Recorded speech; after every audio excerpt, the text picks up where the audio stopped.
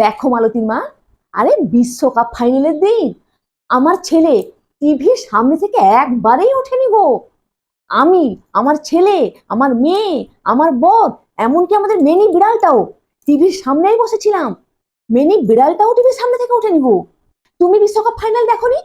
না, না, আমি দেখিনি। সংসারের এত কাজ। তবে হ্যাঁ, ছেলের কাছ থেকে একটু একটু শুনেছি গো। তুমি তাই বলে বিশ্বকাপ ফাইনালটা দেখলে না? এবারে ভারত কাপ পেয়েছে। আরে কেন দেখবো না? এবারে ভারত কাপ পেয়েছে, না দেখলে হয়? ওই তো 4-5 দিন পরে রিপিট টেলিকাস্টটা দেখে নেবো, তাহলেই তো দেখা হয়ে গেল। কতদিন পর অস্ট্রেলিয়াকে হারিয়ে ভারত বিশ্বকাপ ফাইনালে কাপটা পেল। এবারে তো দক্ষিণ আফ্রিকার সঙ্গে খেলা হলো। সেই একই কথা গো। দক্ষিণ আফ্রিকায় বাকি আর অস্ট্রেলিয়ায় বাকি, আলাদা আছে নাকি কিছু? সেই বিদেশিদের সঙ্গে ভারতের খেলা। আরে এটা তো 20 ওভারের টি-20 ম্যাচ, আর ওটা তো 50 ওভারের। হ্যাঁ গো, আমি জানি জানি, ওটা টি-50 ম্যাচ তো। আমি জানি, আমার ছেলে বলছিল এবারে ভারত 150 কিলোমিটার স্পিডে বল করেছে। আরে 150 কিলোমিটার কি বলছো? 500-600 কিলোমিটার বেগে বল করেছে। ওই তো টিভিতে ক্রিকেটের যে স্পিডোমিটারটা আছে ওইটা দেখাচ্ছিল 500-600 কিলোমিটার। তারপরে নাকি আবার পিচের মাঝখানে স্পিড ব্রেকার বসাতে হয়েছে। এত জোরে বল করেছে ভারতের বোলাররা। ভারত 7 রানে জিতে গেছে গো। হ্যাঁ হ্যাঁ, মাত্র 7 রানে জিতেছে। আরে মার্জিনে জিতেছে। মার্জিনে ভোটে জিতলে কোনো গুরুত্ব থাকে?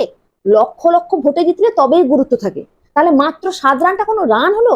400-500 রানে জিতলে তবেই একটা মজা ছিল। তাও ভালো জিতেছে, এটাই বড় কথা। তোমার বাপের বাড়ি খড়গপুর না? ওখানে একজন ক্রিকেটারের বাড়ি, তুমি জানো? আমার বাপের বাড়ি তো খড়গপুরে। হ্যাঁ হ্যাঁ, আরে বিরাট কোহলির বাড়ি আমার বাড়ির একদম পাশে। ছোট থেকেই তো আমি বিরাটকে দেখছি গো। আমরা তো বিরাট নামেই ডাকি। এই যে টি-20 বিশ্বকাপ ফাইনালটা ইডেনে হলো, বিরাট তো ফোন করেছিল বলেই আমরা দেখতে গেছিলাম। আমাদেরকে নিয়ে গিয়ে একদম সামনে বসালো, মাঠের মাঝখানে। মানে ঠিক মাঝখানে নয়, মাঠের সাইডে চেয়ার দিল। আমরা তো সামনে থেকেই খেলাটা দেখেছি গো। একদম সামনে থেকে খেলা দেখেছি। এবারে বিশ্বকাপ ফাইনালের যে ম্যাচটা, পুরো টান টান উত্তেজনা ছিল। খেলার মধ্যে একটা জিনিস খেয়াল করেছো? আরে ওই বিরাটের ট্যাটুটার কথা বলছো তো? আরে দারুণ দারুণ ট্যাটু করেছে। আরে সে কথা বলছি না, তবে আরে বিরাটের ওই গলার হারটার কথা বলছো তো? যা দামি গো, যা সোনার হার। এরকম হার কেনার আমাদের ক্ষমতা নেই জানো। ওদের কত টাকা। তবে হ্যাঁ জানো, আমি একটা সোনার চুড়ি বানিয়েছি, তোমাদেরকে কালকে এনে দেখাবো জানো। আমি একটা সোনার চেন বানিয়েছি গো। বেশি বানাতে পারিনি, তোমাদের দেখাবো কালকে। আনবো, কালকে দেখাতে আনবো। কালকে নিয়ে আসবে কিন্তু, দেখাতে হবে। আমি তো এই মাসে এই সেল দিচ্ছিল, 5টা শাড়ি কিনেছি গো। কোথায় সেল দিচ্ছে গো, কোথায় সেল দিচ্ছে? আমি যাবো তো। কোন বস্ত্রালয়ে সেল দিচ্ছে? একটা শাড়ি কিনলে দুটো শাড়ি ফ্রি। চুড়িদারও সেল দিচ্ছে। কতদিন সেল আছে? আমি যাবো গো, আমি যাবো।